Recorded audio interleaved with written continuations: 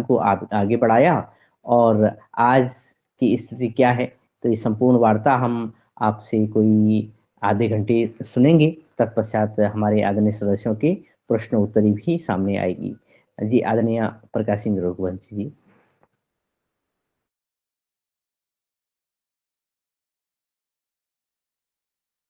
Sir आपका ना mic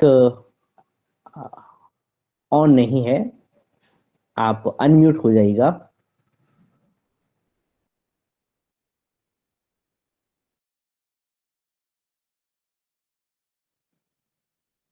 वहाँ पे हाँ, अभी हम तक आवाज़ नहीं पहुँच रही है क्योंकि आप म्यूट हैं। आप आपके कोई वहाँ पे सहयोगी हों तो कृपया उनसे बोलिएगा कि असल में आदरणीय म्यूट रघुवंशी है जी। सर, मोबाइल आपका म्यूट है। आप कैप्सूल दबाइए ना। 2 नंबर का बटन दबाइए आप सर। सर म्यूट है सर।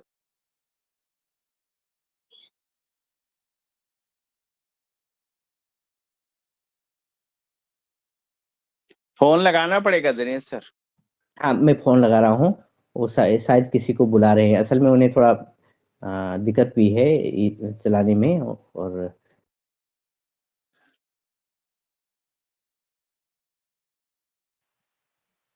जी। बोल दिया। आप हाँ, आपने जी, अब आप बोलिएगा, अब हम आपको सुन पाएँगे और बहुत-बहुत स्वागत है सर आपका।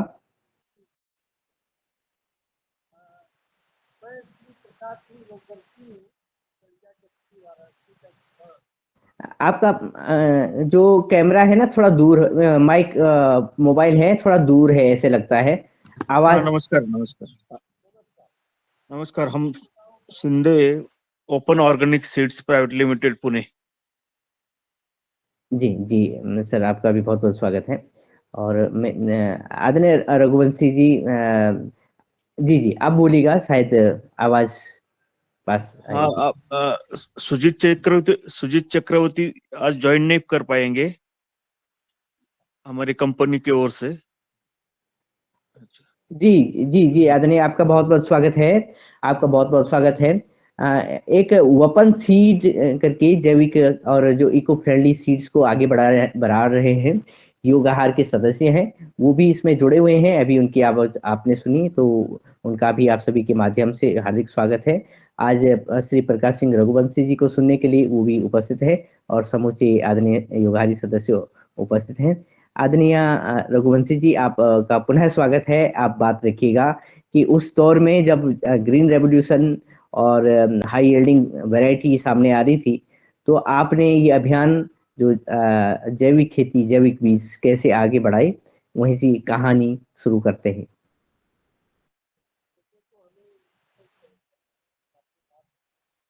अभी भी मेरे ख्याल से आवाज़ साफ नहीं आ रही सर यहाँ पे, तो कैमरा आपका काफ़ी दूर है ऐसा लगता है, माइक काफ़ी दूर है ऐसा लग रहा है। कृपया पास में ही रखिएगा तो अच्छा रहेगा।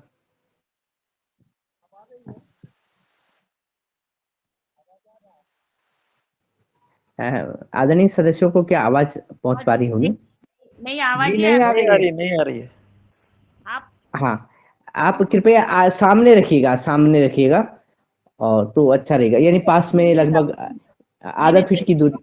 कर दीजिए और खाली बोल दीजिए उनको, ऐसे करिए। हाँ, आप चाहें तो कैमरा ऑफ कर लीजिए और पास में रख लीजिए, क्योंकि आपको ना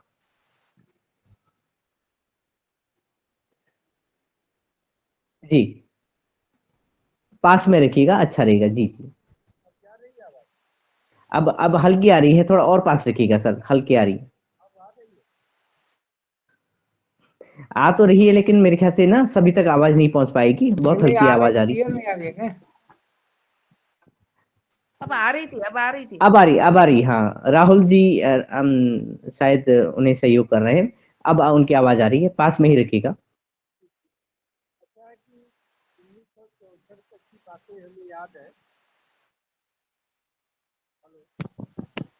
मोबाइल का वॉल्यूम बढ़ाना पड़ेगा उनका, नहीं तो।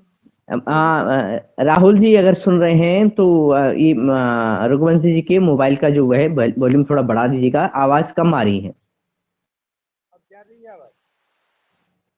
हाँ सर, आप आवाज वॉल्यूम बढ़ा दीजिए। वॉल्यूम बढ़ा दीजिएगा सर, वॉल्यूम बढ़ा दीजिएगा।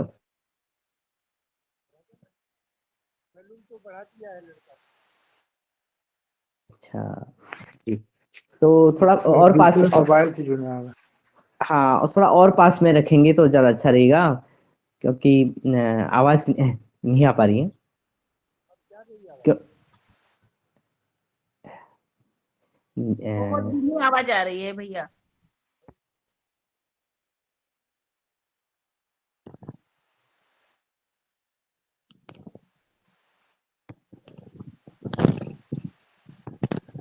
हाँ, अब बोलिएगा सर।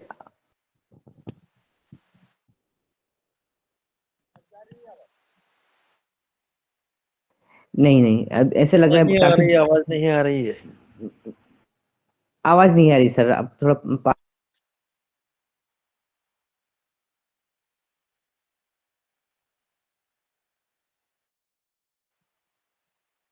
मैं आदरणीय सदस्य से निवेदन करता हूं, जब तक आदरणीय रघुवंशी जी की आवाज यहाँ तक पहुंचती है। वैसे तो उनकी आवाज देश भर में और दुनिया में पहुंच रही है, लेकिन इस माध्यम से धीमी आवाज आ रही है। आदरणीय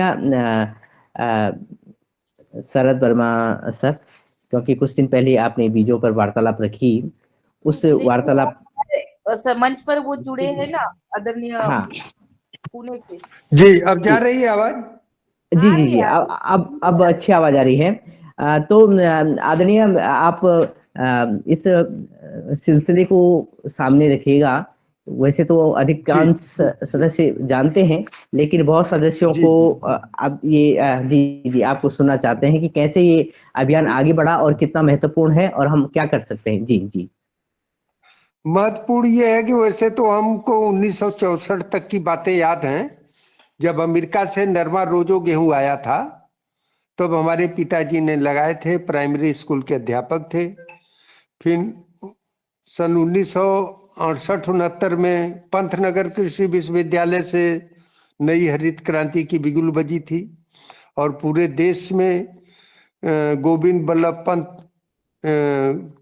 एग्रीकल्चर यूनिवर्सिटी था पंतनगर में। फिर वहाँ के बीज पूरे भारत के किसान लगा रहे थे, लाभ उठा रहे थे। फिर नेशनल सीड कारपोरेशन आया, पूसा आए। तो ऐसे ऐसे वैज्ञानिकों ने शुरू में बहुत अच्छा काम किए, देश के किसानों को अधिक लाभ उठाने के लिए अच्छी अच्छी प्रजातियों को विकसित किए, किसान लगाना शुरू किए। उसी बीच में रासायनिक खादों का भी प्रचलन बढ़ने लगा। तो वैज्ञानिकों ने बताया कि आप इस मात्रा में डालिए तो आपको लाभ मिलेगा। तो किसानों को फायदा होने लगा रासायनिक खाद से और उन्नत किस्म के बीज लगाने से। तो लेकिन कुछ किसान आपस में ही कंपटीशन लगे करने कि राम सिंह ने इतना डीएपी यूरिया डाला और ये बीज लगाया तो इतना उत्पादन हुआ। तो श्याम सिंह सुने तो उनको लगा कि इनका नाम क्यों हो रहा है, मेरा क्यों नाम नहीं होगा, हम क्यों ज्यादा उत्पादन नहीं लेंगे। तो इसी कंपटीशन में किसानों ने वैज्ञानिक जो बताया उससे हट करके दुगना तिगुना डीएपी यूरिया का लगे प्रयोग करने। इसी में कुछ दिन तो भाई उत्प्रेरक चीज तो वही है रासायनिक खाद। तो इतना ज्यादा किसान डालना शुरू कर दिए अपने मन से कि जिसका दुष्परिणाम ये हुआ कि हमारे मिट्टी के जो जीवांश थे वो सब निर्जीव होते गए और मिट्टी खराब होती गई, उर्वरा शक्ति घटती गई। और केमिकल जितने इसमें तो गैस निकलते हैं तो वो सब पर्यावरण को भी दूषित किया। तो यही क्रम चलता रहा और सबसे ज्यादा जो है हमारे देश की उत्पादन जो पहले मिलती थी उससे घटते घटते आज तो इतना हो गया है कि चाहे जितना डीएपी यूरिया डाल लीजिए, चाहे जितना महंगे बीज लगा दीजिए, आधी उत्पादन हो गई है। तो हमारा तो इतिहास ये है कि 1977 में पेनिसिलिन से रिएक्शन हो गया था, आंख खराब हो गई थी। 4-5 साल हम घर से बाहर नहीं निकल पाते थे, आंख की रोशनी कम, लाइट में चमक जाती थी। फिर धीरे धीरे बाहर निकलना, पढ़ाई लिखाई बंद हो गई। कक्षा 8 के बाद मैं नहीं पढ़ पाया था, लेकिन अंदर ही अंदर कुछ करने की वो तमन्ना जागती थी कि हमको भी कुछ करना है। तो पिताजी प्राइमरी स्कूल के अध्यापक थे, फिर उनके सहयोग से अच्छे किसान भी थे, तो उन्हीं के साथ में खेतों में काम करना, आइडिया लेना। 1982 में डॉक्टर महातिम सिंह जी आए थे, काशी हिंदू विश्वविद्यालय में बहुत बड़े वैज्ञानिक थे, निदेशक भी थे। बाद में पंतनगर यूनिवर्सिटी में वो वाइस चांसलर भी थे, अच्छे वैज्ञानिक थे। उनसे भी कुछ मैंने सीखा और कई वैज्ञानिकों से जानकारी लिया। जब कुछ जानकारी हो गई तो हम सिलेक्शन करना शुरू किए 1995 से। फिर हमको एक प्रजाति मिली जिसका नाम मैं गेहूं कुदरत 17 रखा था, और उसको 4-5 साल के बाद उसमें से और कई वैरायटी निकली। तो सब जितने पौधे अलग अलग मिलते गए उनको मैं अलग अलग करता गया। तो एक वैरायटी बनाने में 8 साल 10 साल का समय लगता है। तो कोई अच्छी निकल जाती है तो कोई किसी काम का नहीं, उसको हटाना पड़ता है। लेकिन हमें जो भी नवपरिवर्तित पौधे मिले प्राकृतिक तरीके से, उन सबको मैं इकट्ठा करते गया। 2 लाइन 5 लाइन 10 लाइन थोड़ा थोड़ा लगाते लगाते और लगे हम घूमने देश भर।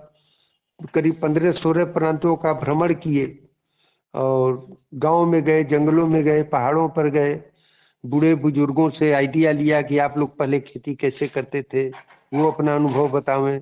कि हम लोग जैसे सब्जी का बीज बनाना है तो पौधे का जो पहला दूसरा फल है, तीसरा फल है, स्वस्थ पौधे का, उसको हम लोग पकने के बाद निकाल लेते हैं, उसका बीज लगाते हैं। तो अलग अलग अनुभव, तो कुल मिला जुला करके जो कृषि वैज्ञानिक कर रहे हैं, जिस तरह से सिलेक्शन करते हैं, चाहे क्रॉस करें एक दूसरी वैरायटी से, फिर उनको भी सिलेक्शन करना पड़ता है। और चाहे आप फसल समूहों में आप खोजिए, ढूंढिए, तब भी आपको कोई नवप्रवर्तित पौधा मिलता है। तो हमारा तो रोशनी कम था, आंख में कमी थी और आर्थिक स्थिति भी नहीं ठीक थी, इसलिए हम वो सब तो नहीं कर पाते थे। क्रॉस करना मैंने सीख लिया था, लेकिन उसमें हमारा मन नहीं लगा। हम केवल फसल समूहों में उन्नत किस्म के पौधों को खोजना शुरू किया।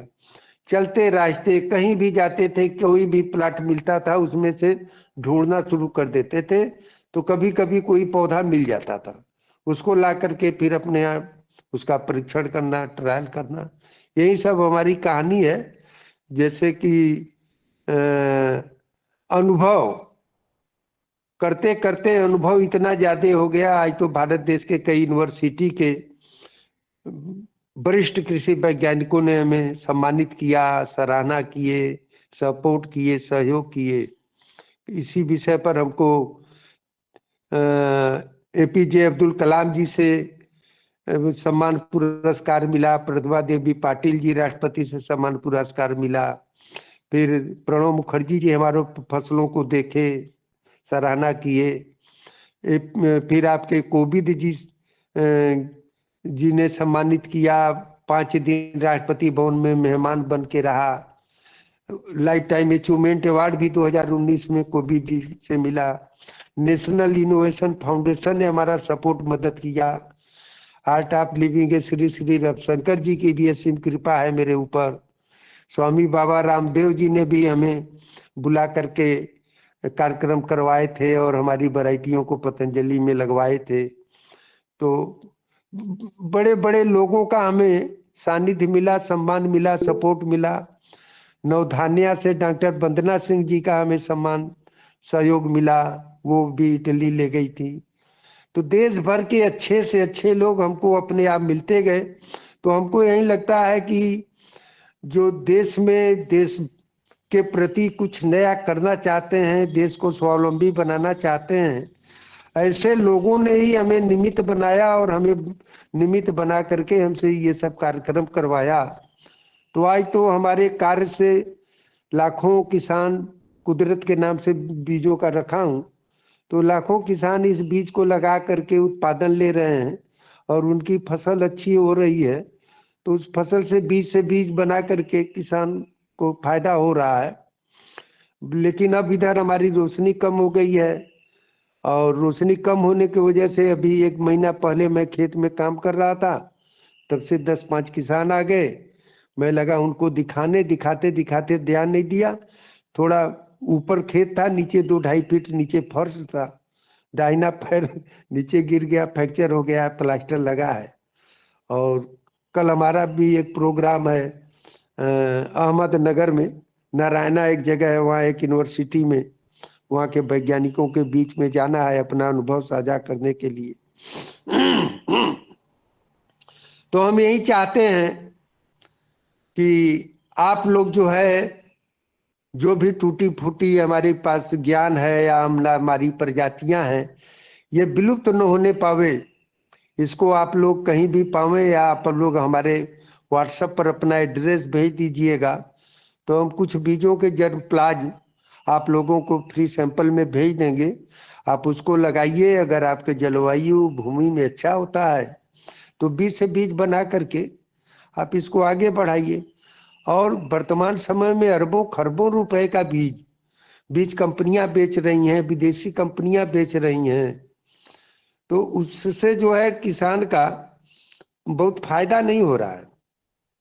कंपनियां बैग पर लिख देती हैं कि इस बीज का दोबारा बीज न बनाएं, इस बीज को दोबारा न लगाएं, नहीं तो उत्पादन घटेगी। किसान डर जाता है। और इतने आकर्षण खूबसूरत पैकिंग आ गई है बाजार में, इतने अच्छे अच्छे फोटो चित्र हैं पैकेटों पर, कि किसान उस पैकेट को देख करके प्रभावित होकर के बीज खरीद रहा है। जबकि बीज बोया जाता है, पैकेट नहीं बोया जाता है। 2-4-10 जगह से हमारे पास भी शिकायत आती है कि आप बीज भेजते हैं, उस पर कोई पैकिंग नहीं है, कोई ब्रांड नहीं है। तो हम लोगों से क्षमा चाहता हूँ, निवेदन करता हूँ कि भैया हम कोई कंपनी वाले नहीं हैं, हम किसान हैं। अब प्रभु की कृपा से कुछ प्रजातियां हमको मिल गई हैं। मेरा बस उतना ही काम है, वैरायटी विकसित कर देना, थोड़ा बहुत यथाशक्ति फ्री में सैंपल दे देना, आइडिया बता देना कि आप ऐसे बीज बना सकते हैं, और उसी बीज से बीज बनाते रहिए। हमें बीज बेचने का कोई शौक नहीं है।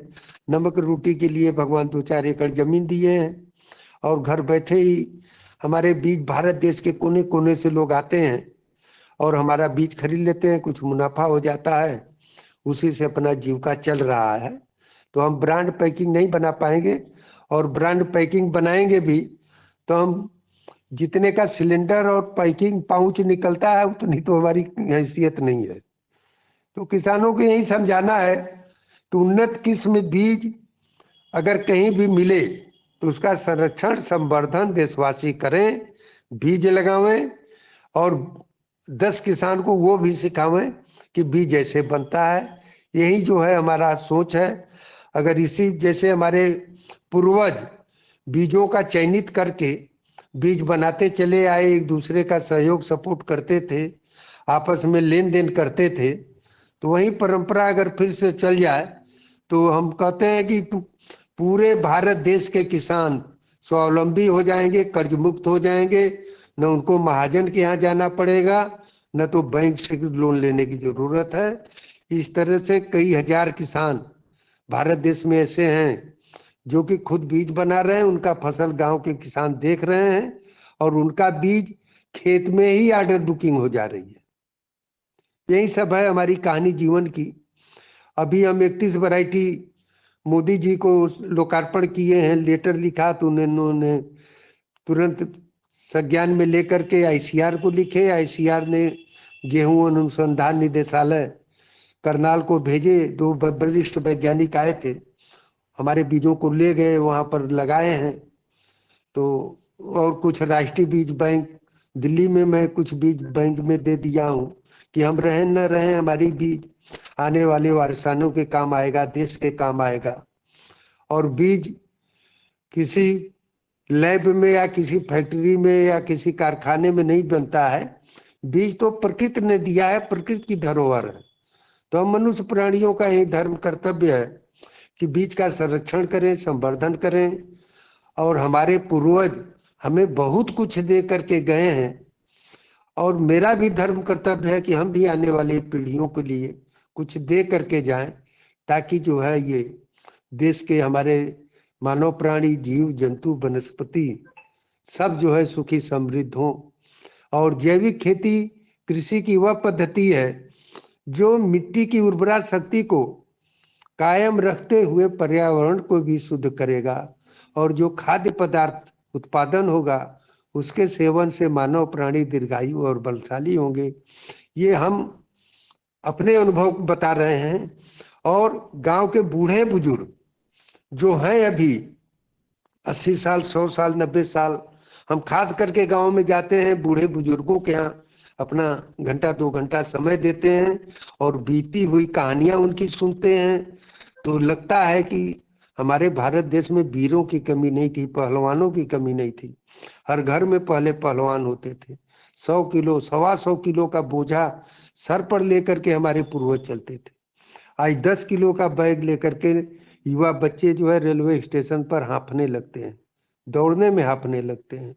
वो तो धन्यवाद दूंगा, बार बार प्रणाम करूंगा बाबा स्वामी रामदेव जी को, जिन्होंने योग को पूरे विश्व में फैलाए। योग क्रिया से लोग स्वस्थ और लाभ उठा रहे हैं और नियम संयम से रह रहे हैं, आर्ट ऑफ लिविंग से। या बहुत से ऐसे लोग हैं धरती पर जो विलुप्त हो रही चीजों को फिर से जागृत कर दिए हैं, जन जन तक पहुंचा दिए हैं। तो मैं भी किसान पुत्र हो करके मेरा भी कर्तव्य है कि हम किसानों के लिए कुछ करें। यही जो है सोच करके मैं नित्य सुबह शाम यही कहता हूँ, वह शक्ति हमें दो दया निधे, कर्तव्य मार्ग पर डट जावे, पर सेवा पर उपकार में जग जीवन सफल बना जावे। यही प्रार्थना भगवान से मेरा रहता है और पूरे देश के किसानों को भी मैं प्रणाम और धन्यवाद करता रहता हूँ कि अगर किसान कृषि छोड़ दिए, अगर किसान जहर उगा रहे हैं उसको नहीं छोड़े, तो समझ लीजिए कि बहुत महाप्रलय आ जाएगा। हर घर में बीमार हो जाएंगे, फिर कोई इलाज नहीं है जहरीला अनाज खा करके। यही सब संदेश है मेरा। अगर आप लोग कुछ पूछना चाहें हमसे तो मैं बता सकता हूँ, अगर हमें कुछ आएगा तो। जी, ये सुंदर संदेश और सुंदर कार्य और सुंदर आह्वान आपने किया। जिस बीज को बचाने भी के चालू लिए। कर दें सरकार। जी जी वीडियो सरकार रघुवंशी जी। हाँ सब जी जी आदरणीय रघुवंशी जी ने अभी वीडियो ऑन किया था, लेकिन थोड़ा दूर रखना पड़ रहा था फोन, तो उन्होंने और आवाज पास नहीं आ पा रही थी हमारी। लेकिन कुछ देर में हम निवेदन करेंगे कि वो दूर यानी पास से ही खोले तो अच्छा रहेगा, क्योंकि दूर से वीडियो क्या है ना, खोला? वीडियो खोलने से थोड़ा दूर रखना पड़ रहा है उनको फोन और आवाज नहीं आ रही है। लेकिन वो कोशिश करेंगे कि पास रख कर के वीडियो खोलें तो हम उन्हें देख भी पाए और सुन भी जी पाए। जी जी। और इसी क्रम में जबकि ये आज का दौर जैविक खेती को आगे बढ़ाने का दौर चल पड़ा है और हम जो तथाकथित ग्रीन रेवोल्यूशन था, जिसका जिक्र आदरणीय रघुवंशी जी ने किया, उससे भी हम आगे गुजरे हैं, उसको भी हमने जिया है और उसके प्रभाव में भी रहे हैं। लेकिन आज का दौर जब जैविक खेती हम कर रहे हैं तो ऐसे भी लगता है कि जो बीज हैं, जो देसी बीज हैं, वो बचे ही नहीं हैं। लेकिन जब आदरणीय रघुवंशी जी ऐसी व्यक्तित्व को और आदरणीय हमारे अन्य सदस्य भी जो इस यहाँ मंच पे हैं, जो बीज बचा रहे हैं, उनको जब सुनते हैं तो आशा जगती है कि हम सही दिशा में आगे बढ़ रहे हैं और हम सुरक्षित हाथों में, हमारी देश की माटी है, हमारी प्राण सुरक्षित हैं। मैं इसी क्रम में कुछ प्रश्न जो आ रहे हैं, तो सबसे पहले तो मैं संभवतः हमारी योगाहार टीम से वो हैंड रेज है, आदरणीय रंजना दीदी का हैंड रेज है, संभवतः आप बात रखिएगा तत्पश्चात। जी जी धन्यवाद दिनेश भैया और योगाहार मंच को सादर प्रणाम। और हमारे मुख्य वक्ता जी का बहुत बहुत मनपूर्वक धन्यवाद और अभिनंदन करते हैं इस मंच पर कि उन्होंने अतिशय सुंदर बीजों पर अपना मार्गदर्शन दिया और जो देश के लिए उनके भाव है किसानों के प्रति उनके जो आत्मीयता है वो सुनकर बहुत अच्छा लगा। और बस मेरा एक ही सवाल था कि आप बीज की क्रिया कैसे करते हैं, बीज, तो उस पर थोड़ा सा अपने बात रखिए जी। आगे बीज जो है उसमें देखिए, पहली बात शुद्धता होनी चाहिए और जर्मिनेशन होना चाहिए, तो रख रखाव अच्छा होना चाहिए और बीज उन्नत किस्म का होना चाहिए। तो उन्नत किस्म का पहचान यही है कि जो पौधों से ज्यादा उत्पादन मिले ऐसे ही बीजों को आगे बढ़ाना चाहिए। और जो कम उत्पादन दे रहे हैं तो उसका भी कुछ, अंग्रेजी तो नहीं आता हमको, जो उसमें कहते हैं कि पोषक तत्व की मात्रा क्या क्या है, जैसे कार्बोहाइड्रेट है और वो आयरन कितना है, जिंक कितना है, प्रोटीन कितना है। तो अगर उसमें ज्यादा मात्रा ये सब पाई जा रही है पोषक तत्व में, तो अगर उत्पादन कम है तो वो बल्कि ज्यादा अच्छा है ज्यादा उत्पादन वाले से भी। तो हमारे पास गेहूं की वैरायटी का टेस्टिंग हुआ था आनंद एग्रीकल्चर यूनिवर्सिटी गुजरात में। तो मेरे गेहूं में कुदरत 9 और कुदरत 17 में 48.5 क्या होता है उतना आया, जबकि और अपने देश में बहुत सी गेहूं की वैरायटी है जिसमें 35, 38, 39, 41% ही है। तो उस हिसाब से देखा जाए तो कुदरत 9 और कुदरत 17 गेहूं में उत्पादन भी ज्यादा है, लगभग 25-30 कुंटल एकड़ आ रहा है उत्पादन। और कुछ बॉम्बे के लोग हैं, कुछ और जगह जगह के लोग हैं, उसको ले जा करके उसका ब्रेड बना रहे हैं और ब्रेड बना करके मार्केट खड़ा किए हैं। तो मैं यही चाहता हूं कि हमसे कोई 25 किलो, 50 किलो, 10 किलो बीज ले ले और उसका प्रोडक्शन बढ़ा करके और उससे दलिया बनावे या उबाल करके खाने का जो प्रचलन है, या उसका ब्रेड बनाकर, बिस्किट बना करके, तो इस तरह से जो हम लोग कैप्सूल खाते हैं, टेबलेट खाते हैं आयरन जिंक के लिए, वो रोटी में ही या दलिया में ही मिल जाएगा। तो बीज हमेशा बदलते रहिए, जैसे कि आज हम चोपर मिट्टी में लगाए तो कल दोमट में लगा दें, परसों बलुआ में लगा दें, कभी हम गांव के दक्षिण वाले खेत में लगा दें, कभी उत्तर वाले में लगा दें, या अपना बीज 10 किलोमीटर दूर किसी गांव में लगवा दें किसी किसान के यहाँ, फिर एक वो बीज अपने गांव में ला करके लगावें और यहाँ का बीज दूसरे गांव में दे दें। मिट्टी जलवायु का परिवर्तन अगर हम करते रहेंगे तो एक ही वैरायटी 10 साल, 15 साल, 20 साल तक चलेगी। हाँ, ये ध्यान देना है दूसरे पौधों का मिक्सिंग न होने पावे। इसके लिए करना क्या है, अब जो हम गेहूं लगा रहे हैं उसके चारों तरफ 10 फीट दूसरी वैरायटी नहीं होनी चाहिए। अगर लगा भी है तो हम मान लीजिए 1 एकड़ का प्लाट है तो 10 फीट चारों तरफ का छोड़ करके बीच वाले जगह का कटाई करके उसको बीज में ले लें। पौधे फसल में किसी प्रकार का छोटा बड़ा पौधा है, मिक्स पौधा है, उसको उखाड़ करके हम निकाल दें, छटैया कर दें या रोगिंग कर दें। यही सब है बीज बनाने का उपाय। और ये सारी जानकारी अब तो भारत सरकार, राज्य सरकार और यूनिवर्सिटी के कृषि वैज्ञानिक आए दिन कोई न कोई कार्यक्रम कर रहे हैं, एक दूसरे को बता रहे हैं। तो वैज्ञानिक और किसान दोनों मिल जाएं तो बहुत अच्छा उन्नति होगा देश का। अभी नेशनल सीड कांग्रेस लगा था 13वां हमारे बनारस में 28, 29, 30 नवंबर को, उसमें हमको भी बोलने का मौका मिला था महिला किसान के ऊपर। मैं आपको बता दूं कि मेरे मन की बात यही चल रही थी कि पुरुष तो हर जगह आ रहे हैं, जा रहे हैं, लेकिन हमारी माताओं के बारे में भी कुछ होना चाहिए। और प्रभु कभी कभी मेरे मन की बात सुन लेते हैं। और मेरे मन में चल ही रहा था कि वहाँ की जो डायरेक्टर साहब थी उन्होंने अनाउंस किया कि रघुवंशी जी आप महिला किसान के बारे में बोलिए। तो मैंने यही बताया कि आदिकाल से हमारी माता बहनें, ये महिला किसान किसी वैज्ञानिक से कम नहीं है। वैज्ञानिक लैब में जाएंगे, टेस्ट करेंगे या दुनिया भर का खर्च करेंगे, तब उसके बारे में एनालिसिस या वो जो कुछ भी है निकाल पाएंगे।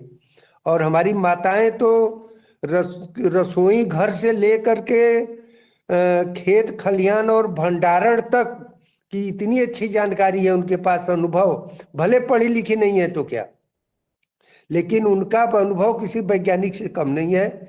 आप देखिए कि हमारी माता बहनें जो है रसोई में आटा गूंथती हैं तो वो बता देती हैं कि रोटी बेलते समय ही बता देंगी कि ये गेहूं अच्छा है कि नहीं है खाने में, इसकी रोटी अच्छी होगी कि नहीं होगी, कौन सा दाल जल्दी पकता है कौन सा लेट पकता है वो बता देंगी, किस गेहूं के रोटी में खुशबू अच्छी है किस में नहीं है, किस दाल में खुशबू अच्छी है, स्वाद कैसा है, तो बताइए, वो तो अनुभव से बता दी, तो उनसे बड़ा वैज्ञानिक कौन है।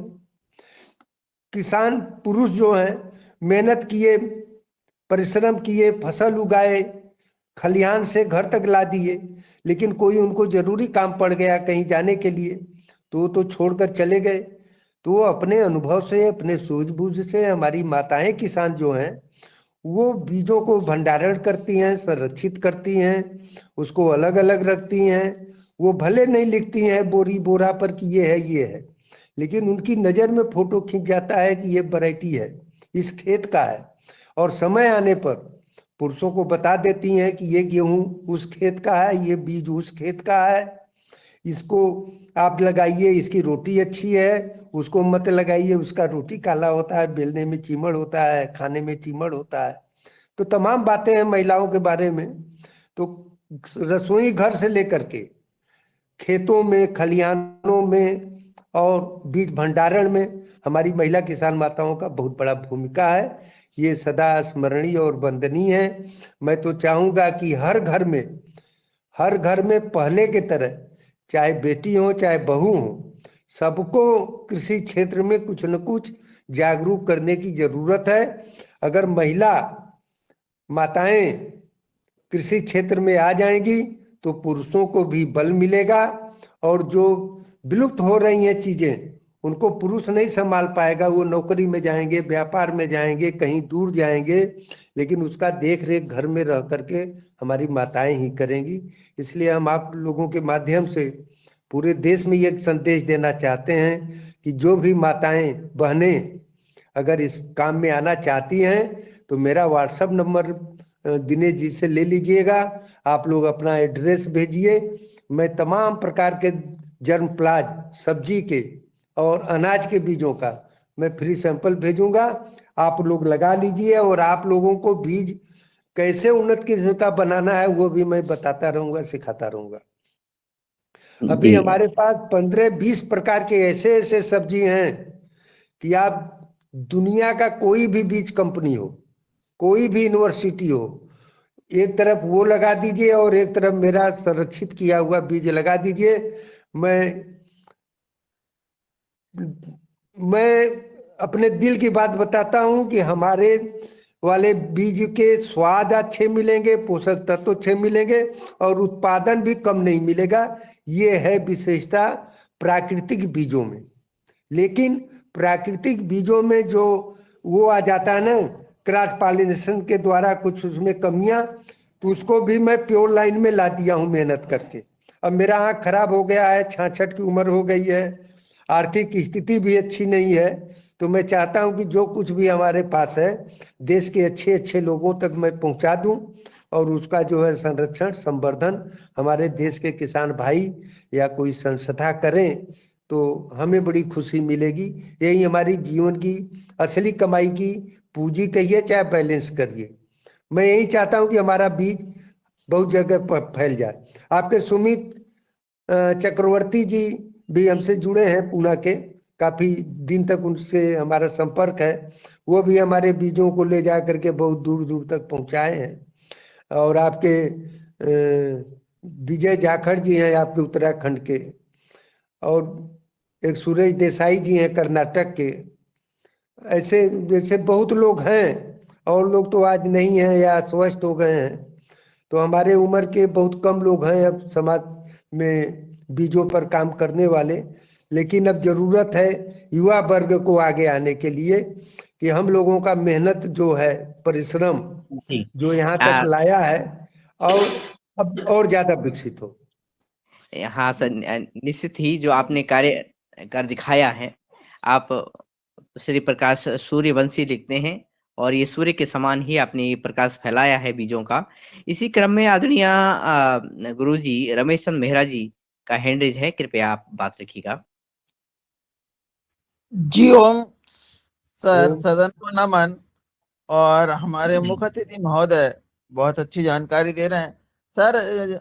जैसे कि हम लोग अनाज में जैसे गेहूं है तो उसमें एक तो आपने क्रॉस पद्धति से भी कुछ बीज बनाए हैं या नहीं? और दूसरा प्रश्न ये है सर कि सब्जियों के बीज बहुत महंगे होते हैं, तो सब्जियों में आपने कौन कौन से बीज बनाए हैं और उनके बीज हम कैसे बनाएं? जी ओ। ऐसा है कि हमारे भारत देश के जो वरिष्ठ कृषि वैज्ञानिक थे, जो आज जीवित हैं या नहीं हैं, या रिटायर्ड हो गए हैं, बूढ़े हो गए हैं, उन्होंने जो जो भी वैरायटी बनाया, पूसा से, चंद्रशेखर कृषि विश्वविद्यालय कानपुर से, नरेंद्र देव कृषि विश्वविद्यालय कुमारगंज फैजाबाद अयोध्या जी से, या कोई भी यूनिवर्सिटी के वैज्ञानिक जो 40 साल 50 साल पुरानी प्रजातियों को बनाए हैं, आज वो प्रजातियां आज के नए विकसित प्रजातियों से ज्यादा टक्कर में अच्छे दे रहे हैं। मैं उन बीजों को भी बचाया हूं और भारत सरकार भी अब ध्यान दे रही है पुरानी प्रजातियों पर। तो हम पूसा और तमाम यूनिवर्सिटियों के वरिष्ठ वैज्ञानिकों को प्रणाम और नमन करता हूं कि आप लोग जो वैरायटी निकाल दी है आज के, बल्कि नए कृषि वैज्ञानिक नहीं निकाल पा रहे हैं। अगर आज के नए कृषि वैज्ञानिक निकाल भी पा रहे हैं तो 2-4 साल के बाद उसमें बीमारियां आ जा रही हैं। तो मैं उन बीजों को भी बचाया हूं। यूनिवर्सिटियों के जो पुरानी प्रजाति थे सब्जी के बीज, उनको भी बचाया हूं। वही बीज हम आपको 10 ग्राम, 5 ग्राम, 20 ग्राम, 10-12 प्रकार के बीज भेजेंगे। आप उसको लगाइए। लगा करके बीज बनाने का पद्धति यही है कि जैसे भिंडी है तो भिंडी का बीज अगर बनाना है तो दूसरा चौथा फल आप ले लीजिए। पहले वाला भिंडी जब पक जाता है तो फटने लगता है, चारों तरफ चिड़चिड़ा हो जाए, तो उसको काट लीजिए। काटने के बाद 3 भाग करिए, अग्रभाग और पीछे के भाग का बीज हटा दीजिए। बीच वाला बीज भिंडी का आप लगाते जाइए और इसी तरह से हर साल करिए। आपको बाजार से बीज खरीदने की जरूरत नहीं पड़ेगी। उसका कारण क्या है? अगर आपके फल में कोई बीमारी आती है तो आगे या पीछे आता है, बीच में नहीं आता है।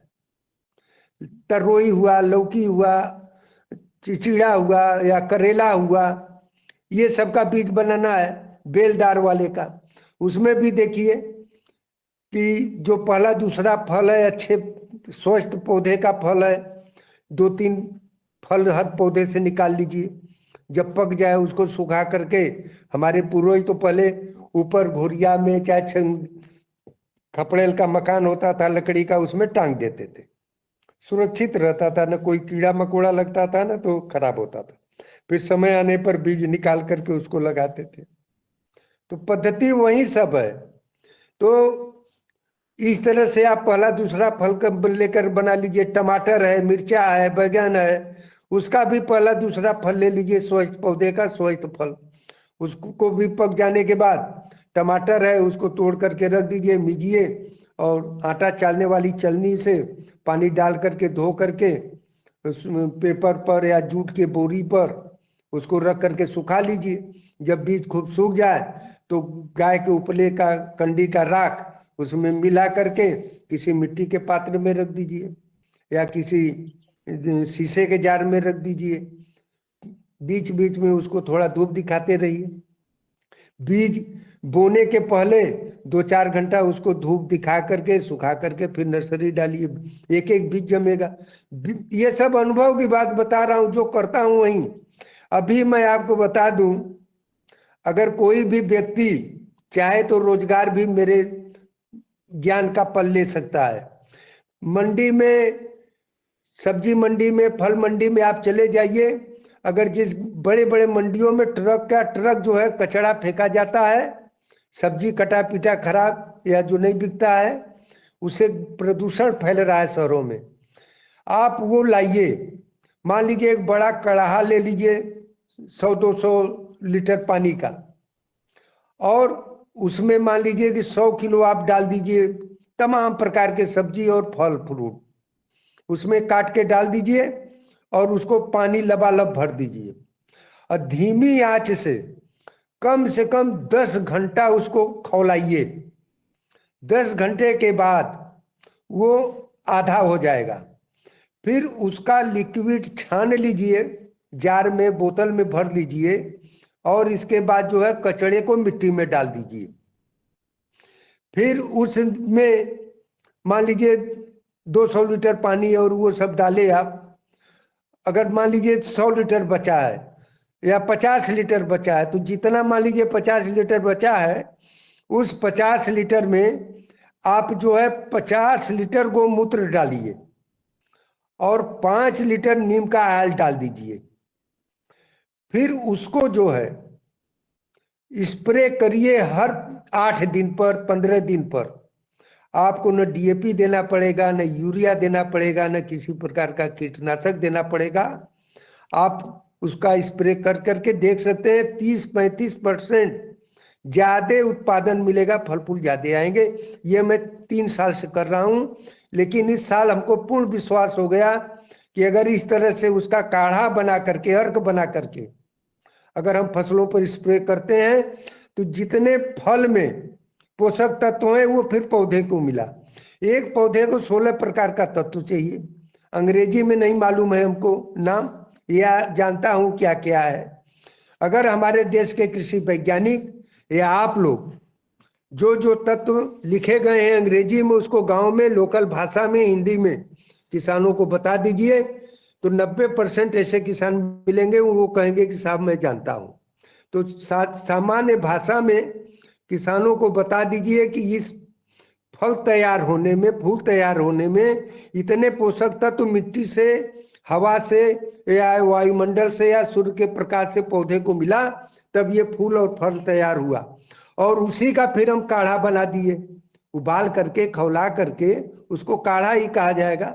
उसी को फिर ठंडा करके उसी में थोड़ा निमाल मिला दीजिए, गोमूत्र मिला दीजिए, स्प्रे करिए, फिर देखिए तो बहुत सी जानकारी हो गई है। मार्केट भी आप कर सकते हैं, उसका व्यापार भी आप कर सकते हैं। ये बहुत रहस्य की बात बता रहा हूँ। और जितनी बड़ी कंपनियां आएगी सब लोग यही सब कर रहे हैं।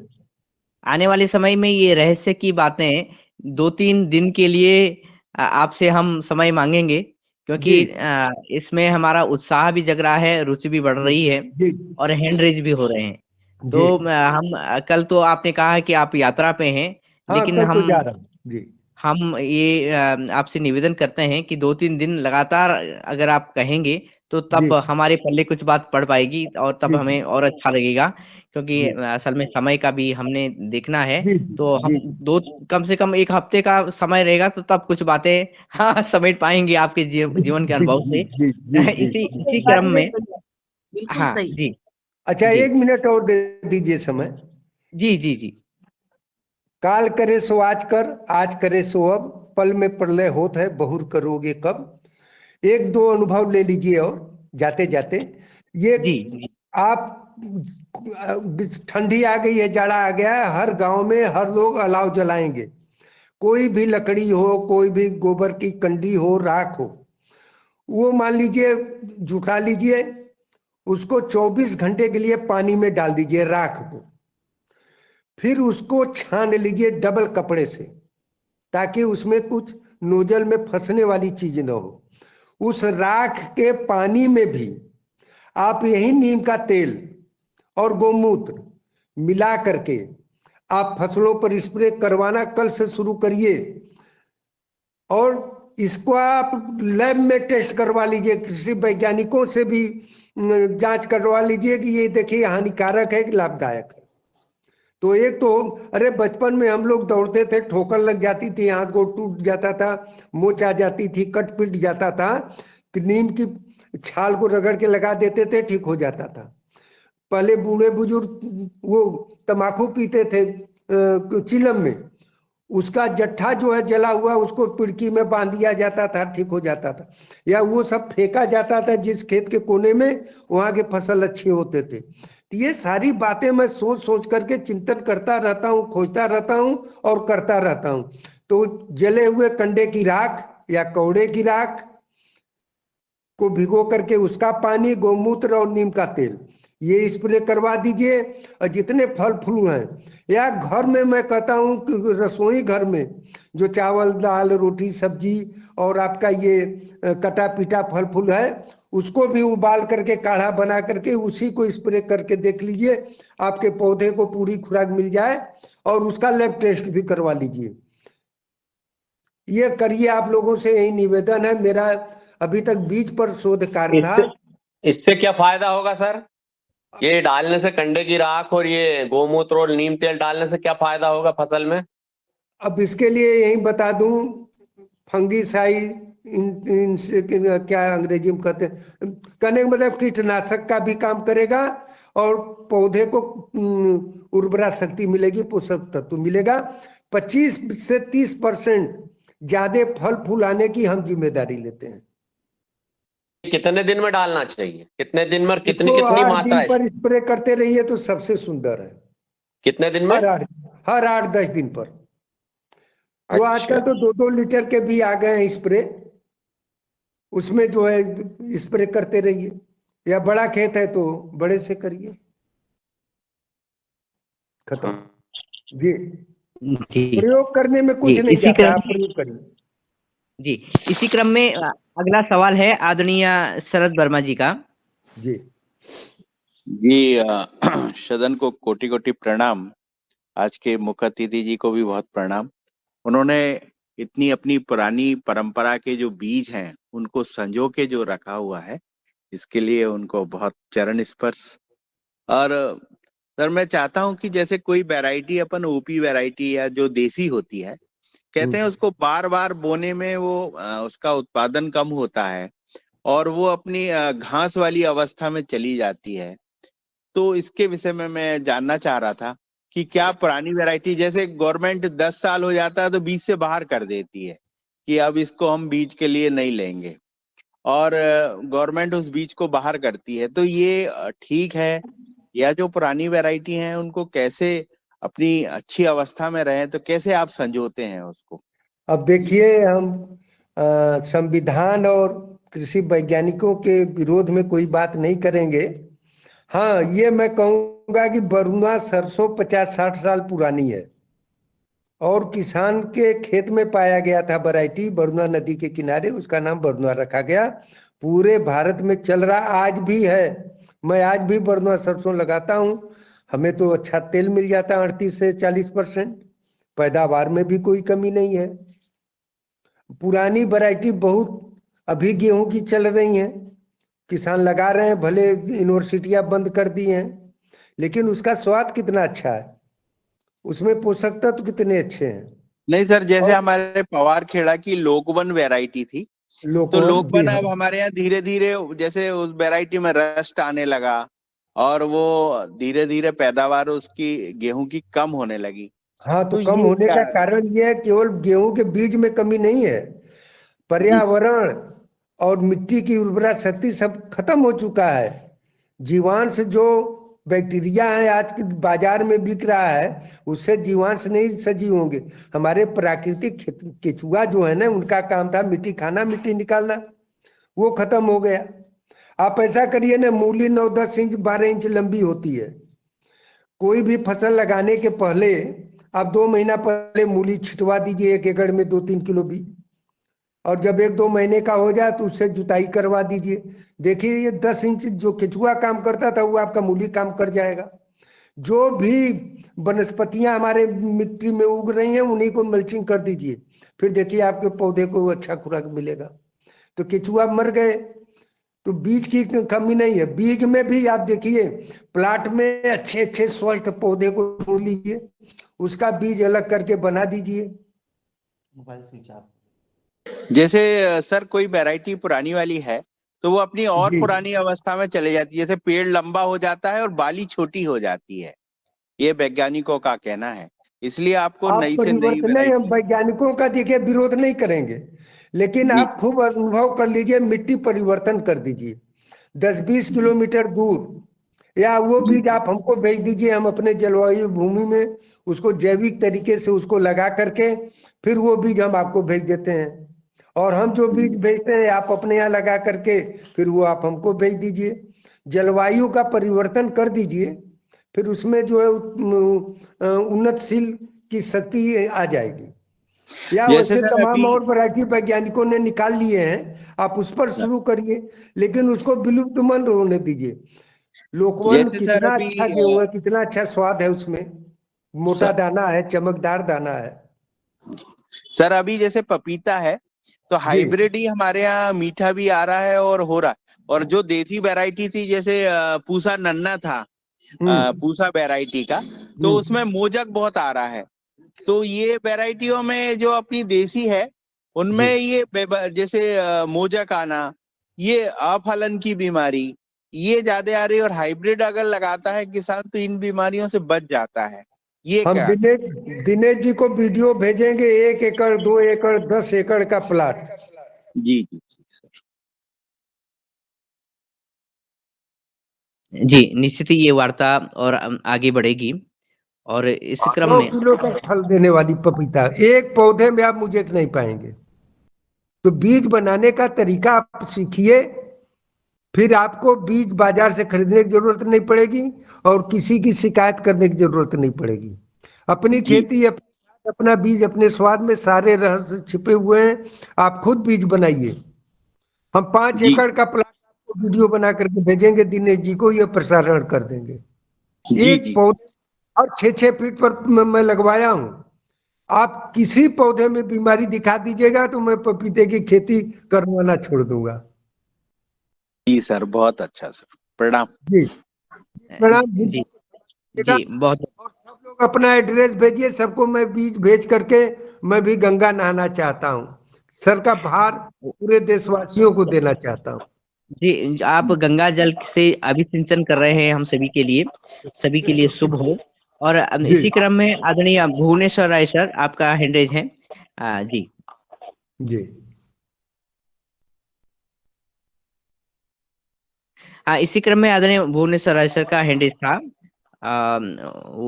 शायद कुछ कहना चाह रहे थे, और आदरणीय ब्रजेश यादव जी, आप कुछ कहना चाह रहे हैं, अपनी बात रखिएगा, और जी कृपया संक्षेप में रखिएगा ताकि हम सभी लोगों के हैंड रेज मिल सके। जी जी, सदन को नमन। जी हाँ सर, आप बनारस में कहाँ से हैं?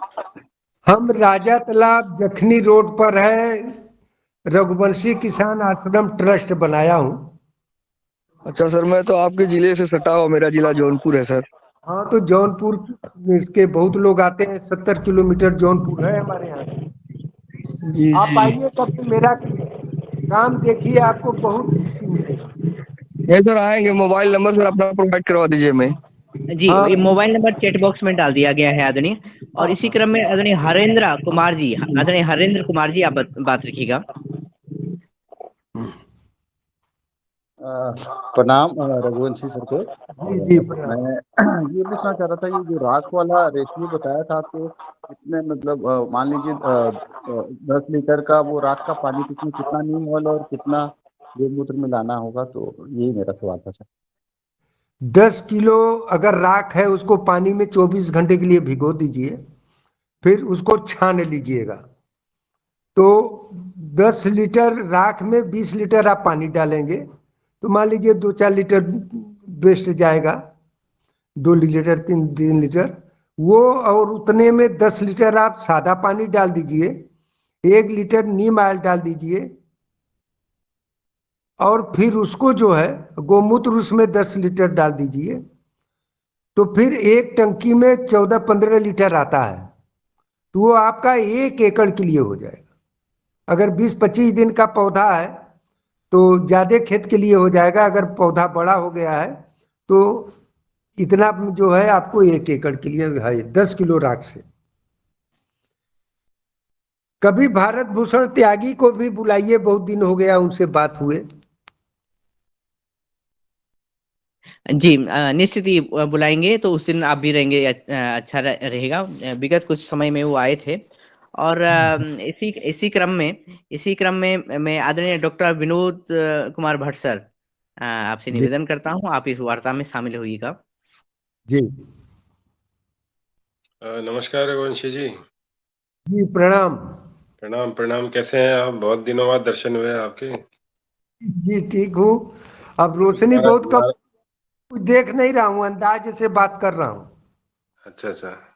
जी नहीं, मैंने वो ऑन कर रखा है अपना वीडियो, इसीलिए मैंने ऑन किया है। जी जी जी जी। तो स्वास्थ्य ठीक है आपका? हाँ ठीक है, भगवान के सहारे चल रहा है, लेकिन जो अधूरा काम है उसको आप लोग थोड़ा पूरा करिए। हम हर जगह बीज भेजने के लिए तैयार हैं, आप लोग एड्रेस भेजिए। कट जी गया। जी। आजकल कौन सी नई वैरायटी आपने इजाद की, जरा इस बारे में थोड़ा सा बता दें। वैरायटी तो हमारे पास करीब गेहूं की 80 वैरायटियां हैं, और धान की 4-5 हैं, सरसों की 3 है, अरहर की 3-4 हैं, और कुल मिलाकर के 200-300 प्रकार के जर्म प्लाज्म मैं बचाया हूँ। और जी कुछ जी। अपने यहाँ लगाया हूँ, कुछ जगह जगह किसानों के यहाँ लगवाया हूँ, ताकि विलुप्त न हो प्रजातियां। इसीलिए मैं 10 प्रकार के सब्जियों का एक किट बनाया हूँ, फ्री सैंपल, 10 ग्राम, 5 ग्राम, 2 ग्राम का, ऐसे।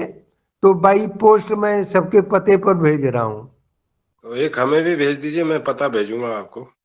प्लीज हमारे व्हाट्सएप पर भिजवाइए, और जी बीच बीच में बताते रहेंगे कि उसका उन्नत बीज बनाना कैसे है। जी जी जी जी। आपके यहाँ हो आप जाए तो आप भी 10 किसान को करिए। जी, आप और बीच थोड़ा में। स्वामी बाबा रामदेव जी के यहाँ से कुछ लेटर आया था मेरे पास, जी तो वो उनके अधिकारी लोग बोले कि आप अपना स्टेटमेंट निकाल करके दीजिए बैंक का, कि टर्नओवर क्या है, कितना है।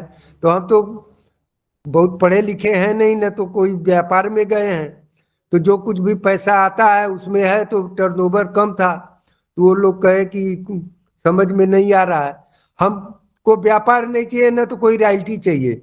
अगर स्वामी जी के पास हमारा 10-5 वैरायटी चला जाए, और वो परीक्षण कर लें, और यूनिवर्सिटियों में परीक्षण करवा लें, अगर रिजल्ट अच्छा आता है तो उसको स्वामी जी चाहें तो देश भर में बढ़ा सकते हैं। मैं फ्री सेवा में तैयार हूँ। कोई बहुत बड़ी संस्था कोई मिले, हमारे बीजों को लेकर के बढ़ा करके आगे बढ़ा दें, नहीं तो विलुप्त हो जाएगी ना मेरे बाद। जी जी। वो जो भारत सरकार का ना एक नया वो शुरू हुआ है, बीज कोऑपरेटिव। नहीं, वो तो मैं दे दिया हूँ, अभी 31 वैरायटी नहीं मैं नहीं, करनाल मैं में सुनिए दे दिया सुनिए हूँ। सही। सुनिए, जी वो बीज कोऑपरेटिव नया शुरू हुआ है, तो हाँ उसकी शायद उसका अगर हो सकता है मीटिंग होगा, तो मैं आपको उसमें जरूर जरूर चाहूंगा कि आप उसमें आएं। जी, बुलाइए, आऊंगा जी। तो जी जी जी जी। तो मैं आपको यही सूचना देना चाह रहा था। बहुत बहुत धन्यवाद, आपसे मिला बहुत प्रसन्नता हुई, पुरानी यादें ताजा हुई। जी नमस्कार, प्रणाम। प्रणाम प्रणाम प्रणाम। जी और कोई। धन्यवाद सर। पुरानी यादें ताजा हुई और ये पुरानी परंपरा हमारे बीजों की जो कि जीवन परंपरा है उसको आगे बढ़ा रहे हैं। इसी क्रम हाँ, में आदरणीय सीएम राय जी आप बात रखिएगा और कृपया चैट बॉक्स में अपना नंबर भी डालिएगा क्योंकि मैं आपसे संपर्क नहीं कर पाया था। आदरणीय सीएम राय सर आप बात रखिएगा। जी सर, प्रणाम सर। आप हम चाह रहे थे कि आपसे बातचीत हो जाए। सदन को जी प्रणाम। आप प्रकाश जी। जी को भी सादर प्रणाम। मैं शायद मेरा ननिहाल वही है, टोडरपुर गांव है। अमीन नहीं, अमीन करके जी टोलरपुर हमारे यहाँ से 5-6 किलोमीटर है। हाँ जी, वहीं पर ननिहाल है। तो जी आने जाने का परिश्रम में मैं चाहता हूँ कि कभी हम आए तो दर्शन हो सकता है उपलब्ध क्या? जी जी बिल्कुल, हमारे नंबर आप दिनेश जी से ले लीजिए, और बात करके आप आ सकते हैं। आएंगे तो हमारा मनोबल बढ़ेगा, मेरा काम देखेंगे तो आपको बड़ी खुशी मिलेगी। जी जी मात्र जी जी 3 एकड़ का किसान हूँ, लेकिन कम से कम 100-200 प्रकार के बीज लगाया हूँ अपने खेतों में। जी, मेरे पास भी 5-6 एकड़ ही जमीन है, और मैं अच्छा, आप पहले बिल्कुल से दृढ़ करते हैं? संकल्प हूँ कि एक भी दाना हम यूरिया का नहीं डालेंगे, चाहे डाई हो चाहे कुछ, चाहे हो और चाहे नहीं। इसी उत्पादन को होगा। संकल्प लेके हम चल रहे हैं जी। जी जी जी।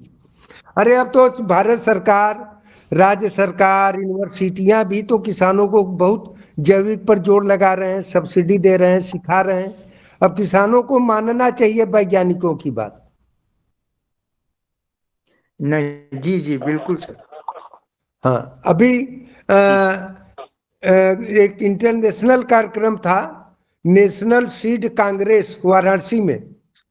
पूरे देश विदेश के वैज्ञानिक आए थे, लगभग 400-500 वैज्ञानिक आए थे, और 400-500 किसान बड़े अच्छे अच्छे देश भर के आए थे। उसमें 75% लोग हमको जानने वाले थे और खूब हमारी प्रशंसा हुई। और मैं महिला किसान के बारे में बोला। मैं यही चाहता हूं कि अब महिला किसान आगे आवे, नई नई बच्चियां आगे आवे, तब देख लीजिएगा पुरुष और महिला और भारत देश के कृषि वैज्ञानिक मिल करके फिर से भारत देश की बिगड़ी हुई व्यवस्था को, कृषि क्षेत्र को बहुत तेजी से आगे बढ़ा देंगे। जी जी जी, निश्चित ही ये धन्यवाद। सुंदर मंत्र भी है आज का कि धन्यवाद। हम सब मिलकर के आगे बढ़ें, खासकर माताएं बहनें आगे बढ़ेंगी और बढ़ भी रही हैं। इसी क्रम में आदरणीय अस्तित्व तिवारी जी, आपका हैंड रेज है, कृपया बात रखिएगा।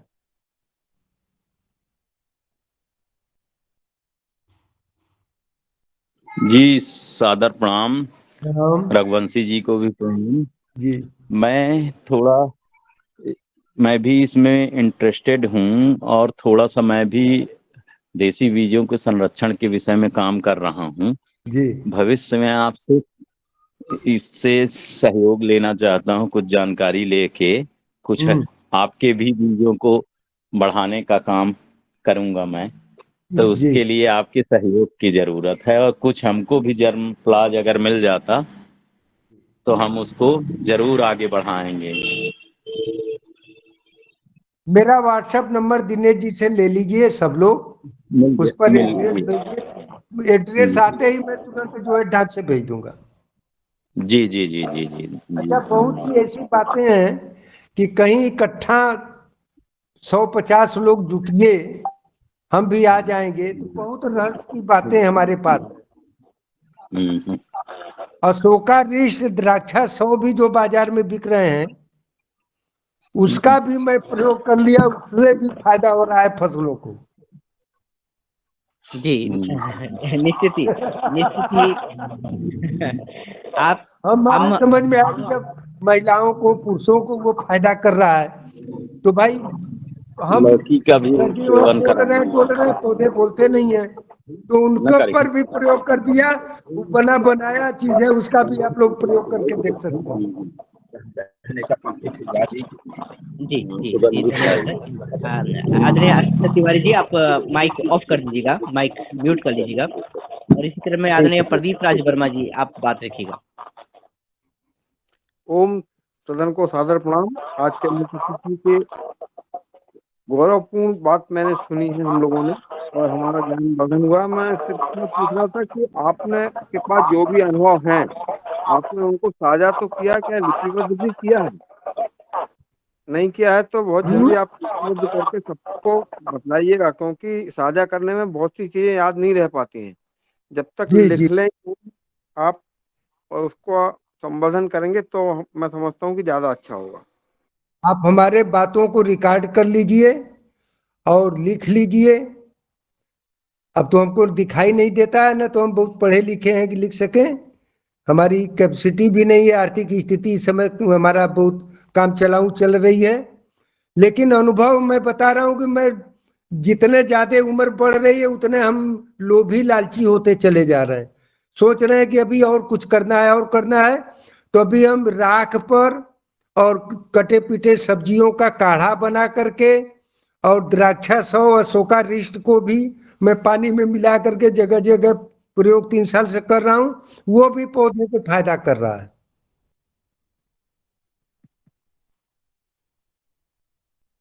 जी, आपके प्रयोग, आपके अनुप्रयोग और उसके रिजल्ट निश्चित ही अद्भुत हैं। और आपसे वार्ता करना भी किसी तिलिस्म में प्रवेश करना ही जैसा है। लेकिन क्या करें, समय के अभाव में हम अगला कदम अगले दिन के लिए सुरक्षित रखते हैं।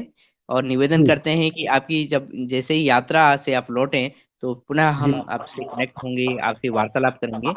और जी जी मैं सदन के आदरणीय सदस्यों से भी निवेदन करता हूँ, क्योंकि जी बीजों पे वार्ता आज शुरू हुई है, तो जी जी कल परसों भी आदरणीय सदस्य अपनी वार्ता रखेंगे। उससे जी ये होगा कि क्या नया घट रहा है हमारे देश में और क्या चीजें नई बढ़ रही हैं, इस पर भी जी वार्ता साझा होंगे।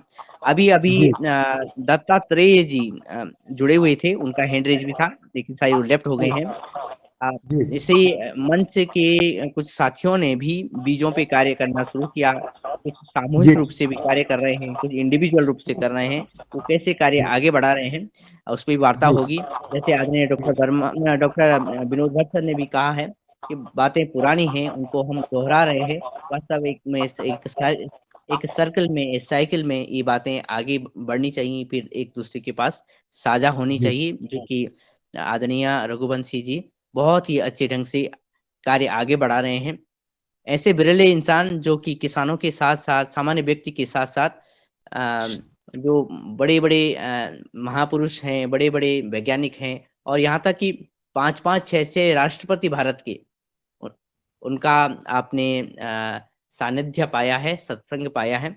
और सबसे बड़ी बात यह है कि एक हमने आज एक प्रकाश सिंह रघुवंशी एकल व्यक्तित्व से वार्ता नहीं की है, वो स्वयं में बड़ी ऑर्गेनाइजेशन है। और मेरे ख्याल से ऐसे व्यक्तित्व के सामने बड़ी से बड़ी कंपनियां क्या होती हैं मुझे नहीं मालूम, लेकिन जो आपका नाम है, आप प्रकाश भी लिखते हैं और रघुवंशी भी हैं, वो संपूर्णता आप में झलक दिव्यमान होती है। मैं इसी क्रम में आदरणीय मुन्नीलाल जी भाई साहब से निवेदन करता हूं कि आप तक आवाज पहुंचे, तो कृपया आप बात रख करके आज का ये जो सभा है उसको संपन्न करने की घोषणा कीजिएगा, आदरणीय मुन्नीलाल जी भाई साहब।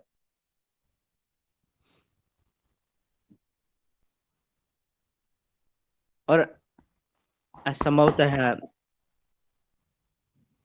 अथवा आदरणीय शरद वर्मा सर, आपसे निवेदन रहेगा कि आज की सभा अ, आदरणीय जी सदस्यों जो कि जी सभी का धन्यवाद करके, आदरणीय मुख्य वक्ता जी का भी धन्यवाद करके आप अपने मुखारबिंद से आज की सभा संपन्न कीजिएगा।